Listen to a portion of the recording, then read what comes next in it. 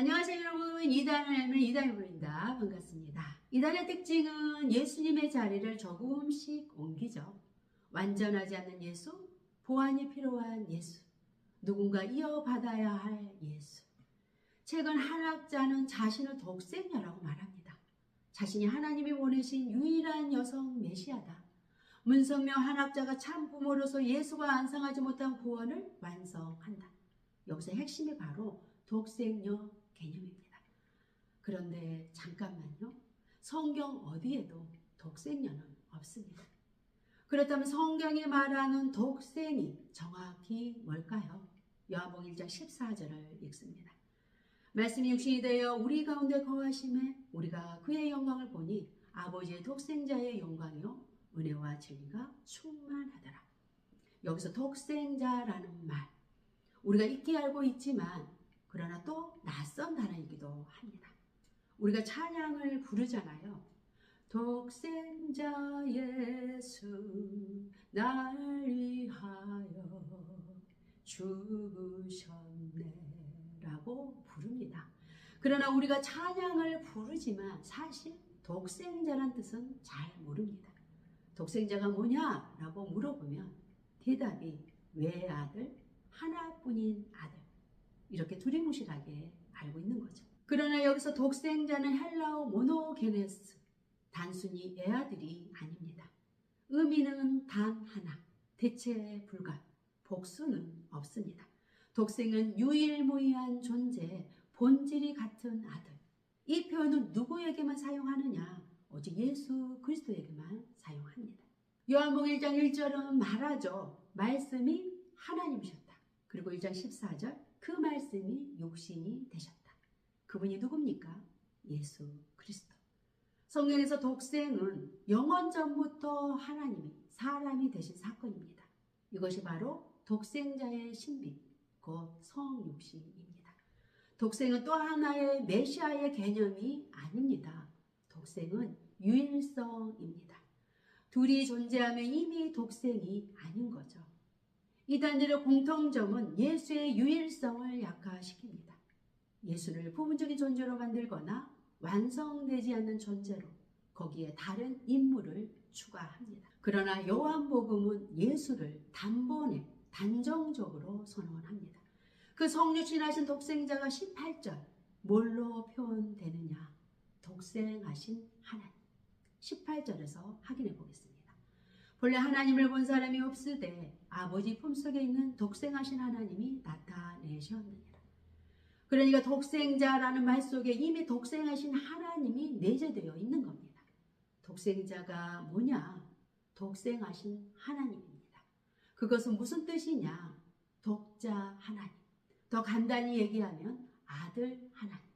우리는 그분을 성자 하나님 예수 그리스도라고 부릅니다. 그 아들도 한 분밖에 없잖아요. 특별한 아들이니까 우리가 독생하신 하나님 이렇게 말하는 겁니다. 단순히 하나님께 아들이 하나밖에 없다라는 의미가 아닙니다. 하나님과 동일한 본질을 가진 유일한 분이라는 뜻입니다. 예수 외에 누구도 독생하신 하나님이 될 수 없습니다. 18절 아무도 하나님을 볼 수 없었는데 이제 하나님을 볼 수 있게 되었다는 겁니다. 그러니까 하나님이 한 번도 볼 수 있도록 나타나신 적이 없었다는 거죠. 그런데 이제 비로소 하나님이 계시되었다. 독생하신 하나님이 나타내셨다. 여기서 중요한 단어, 나타내셨다. 그 하나님이 나타나니까 우리가 보게 된 거다. 이것을 우리는 하나님의 자기 계시라고 그럽니다. 이것의 또 다른 표현은 성육신이죠. 하나님이 사람이 되어 오신 사건. 그러니까 계시의 절정이 뭐냐? 계시의 실체가 누구냐? 이만희도 문선명도 한학자도 아닙니다. 계시의 절정, 계시의 실체는 예수 그리스도입니다. 그래서 18절에 뭐라 그럽니까? 아버지 품속에 있었던 독생하신 하나님이 나타내셨다. 다시 말하면 아버지 하나님을 아들 하나님이 나타내신 거죠. 이것을 또 다른 말로 아버지 하나님이 아들 하나님 속에 나타나신 것이다. 그래서 요한복음 14장 8절에 가면 빌립이 예수님께 묻잖아요. 주여, 아버지를 우리에게 보여주소서. 그때 예수님이 뭐라 그러십니까? 나를 먼저 아는 아버지를 보았다. 그 말은 아버지를 아무도 못 봤는데 이제 볼 수 있게 되었다. 어떻게 해요? 아들을 보는 것이 아버지를 본 거다. 아들을 본 자는 아버지를 본 것과 같다. 아버지의 형상이 아들로 나타났다는 겁니다. 고린도후서 4장 4절 그리스도는 하나님의 참 형상이라고 그러잖아요. 그래서 이제 아버지 하나님을 누굴 통해 보게 되느냐? 꼭 닮은 아들 하나님을 통해 아버지를 보게 된다. 그래서 빌립에게 말합니다. 나를 본 자는 아버지를 보았거늘 어찌하여 아버지를 보여달라 하느냐. 요한복음 10장 30절에서는 나와 아버지는 하나다라고 말씀하세요. 여기서 하나다라고 할 때 이 하나는 숫자 2를 말하는 것이 아닙니다. 같다라는 뜻이죠. 동일하다는 의미입니다. 본질이 동일하다. 예수님을 보는 것이 아버지를 보는 것이라고요. 그야 완전 동일 본질이니까. 본질이 동일하니까. 그래서 아들을 보는 것이 아버지를 보는 것이고 아들을 아는 것이 아버지를 아는 것이고 아들한테 가는 것이 아버지한테 가는 것이다. 그리고 아들을 믿는 것이 아버지를 믿는 것입니다. 여러분 하나님이 어떤 분이신지 알고 싶으세요? 그렇다면 독생하신 하나님, 예수님을 보시면 됩니다. 만약 오늘 누군가가 나는 하나님의 독생녀다라고 말한다면 우리는 무엇으로 판단해야 할까요? 느낌입니까? 카리스마입니까? 추종자의 숫자입니까? 아닙니다. 성경입니다. 한학자의 독생녀의 개념은 성경 어디에도 없습니다.